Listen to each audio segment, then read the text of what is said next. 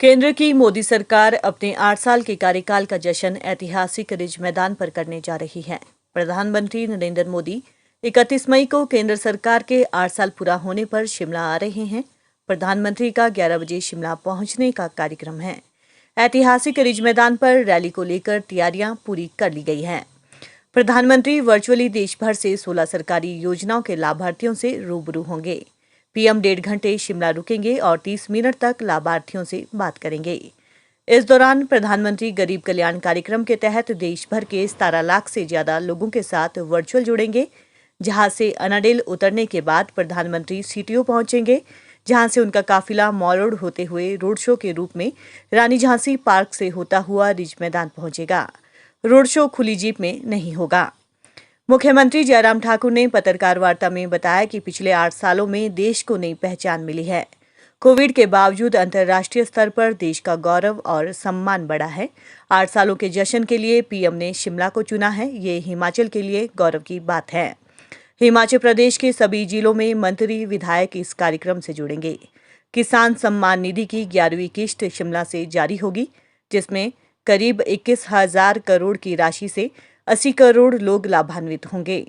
मुख्यमंत्री ने बताया कि इसके बाद प्रधानमंत्री का 16 और 17 जून को धर्मशाला में होने वाले मुख्य सचिवों के कार्यक्रम में दोबारा आने का कार्यक्रम है। केंद्रीय मंत्री अनुराग ठाकुर के अलावा इस समारोह में केंद्र से कोई बड़ा नेता नहीं आ रहा है। केंद्र में भारतीय जनता पार्टी एनडीए सरकार का 8 वर्ष का कार्यकाल पूरा हुआ है और ये 8 वर्ष का कार्यकाल भारत के इतिहास में मैं कह सकता हूं कि सबसे यशस्वी कार्यकाल रहा है। देश के प्रधानमंत्री श्री नरेंद्र मोदी जी के नेतृत्व में इन 8 वर्षों में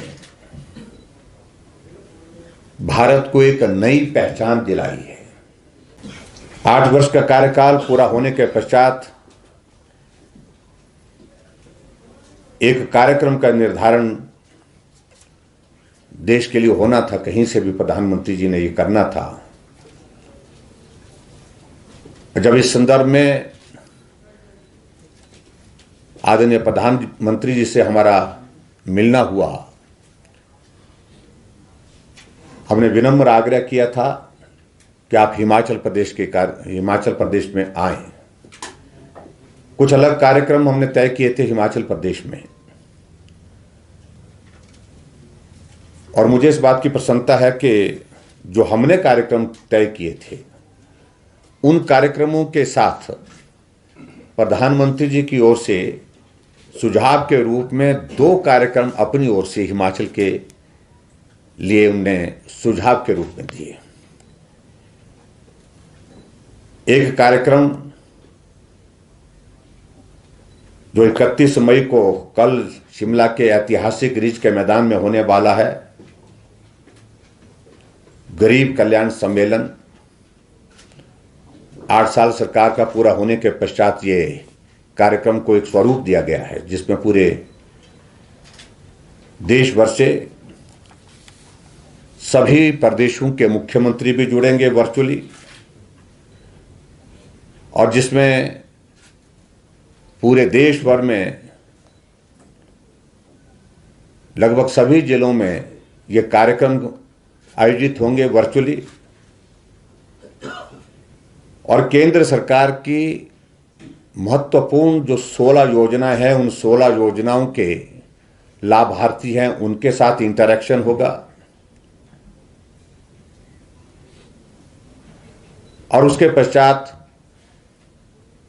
आदरणीय प्रधानमंत्री जी का संबोधन पूरे देश के लिए होगा और हिमाचल के लिए भी। लगभग 17 लाख से ज्यादा लोग पूरे देश भर में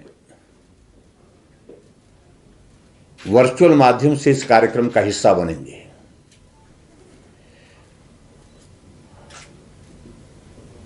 हमको यह सौभाग्य प्राप्त हुआ इस कार्यक्रम का आयोजन करने का, और उस दृष्टि से हम इस कार्यक्रम को भव्य कार्यक्रम के रूप में शिमला के रिज के मैदान में आयोजित करने जा रहे हैं और हिमाचल प्रदेश का हमारा कुल जो लक्ष्य है इस कार्यक्रम को एक भव्य कार्यक्रम के रूप दे करके इसको सफल बनाने के लिए उसमें 50,000 लोग हिमाचल प्रदेश के इसमें जुड़ने वाले हैं। शिमला के रिज के मैदान के अतिरिक्त 11 जिलों के मुख्यालय में 11 जिलों में भी जिला स्तर पर लाभार्थी वर्चुअल माध्यम से इस कार्यक्रम का हिस्सा बनेंगे और 11 जिलों में हिमाचल प्रदेश के सभी जो मंत्री हैं वो उपस्थित रहेंगे, पार्टी के हमारे वरिष्ठ नेता भी उपस्थित रहेंगे, विधायक भी उसमें उपस्थित रहेंगे। इस कार्यक्रम में जुड़ करके प्रधानमंत्री जी आधा घंटा तक लाभार्थियों के साथ इंटरेक्ट करेंगे।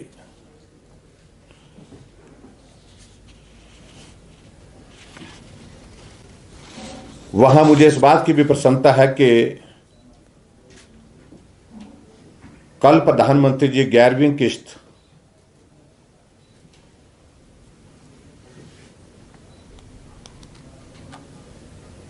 प्रधानमंत्री जी यहां से जारी करेंगे किसान सम्मान निधि की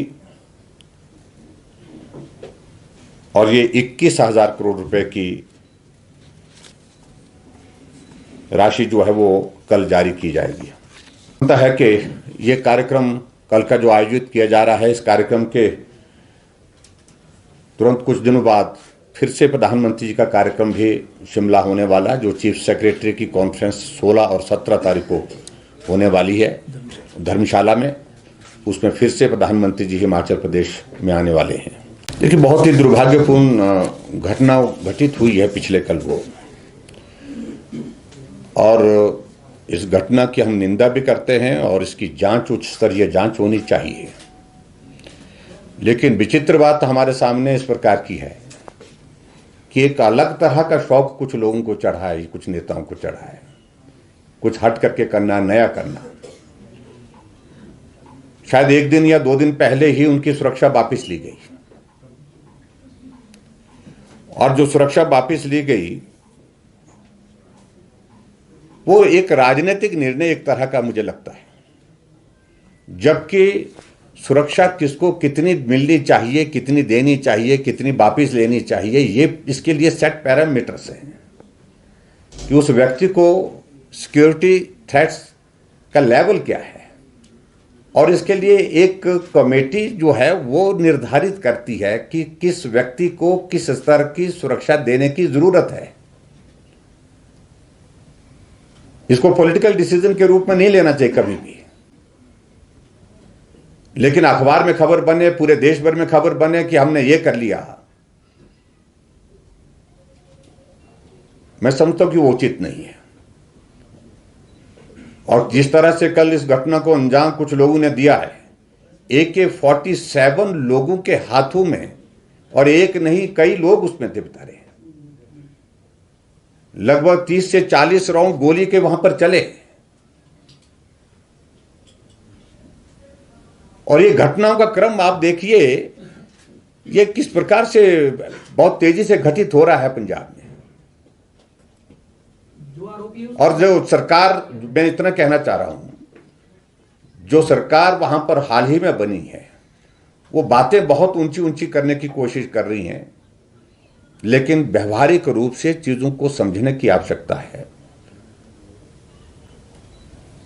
पंजाब के लोग हमारे हिमाचल प्रदेश में खालिस्तान का झंडा फहरा करके चले गए थे, लेकिन हम उनको वो तीसरे दिन, हम उनको एक को तीसरे दिन, एक को हमको 2 दिन और लगे, 5 दिन के अंदर हम उनको उठा करके ले आए। पंजाब में एक जगह नहीं अनेक जगह खालिस्तान के झंडे लग गए, अनेक जगह वहां पर खालिस्तान के नारे लग गए, लेकिन उसके बावजूद भी कार्रवाई नहीं हुई है।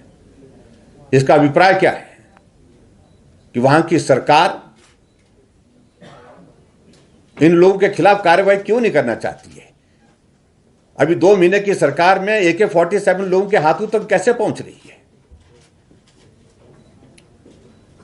और यहां प्रधानमंत्री जी का मेरे को वो घटनाक्रम स्मरण आता है जब वो वहां पर रैली करने के लिए आए थे 5 जनवरी को,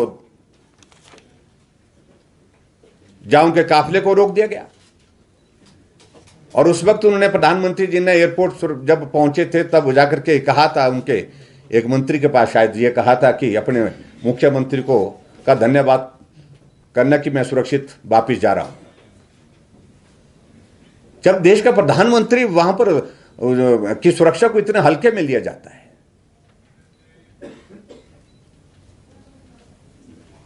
दो महीने की सरकार में मंत्रिमंडल में मंत्री को बर्खास्त करना पड़ रहा भ्रष्टाचार केस में।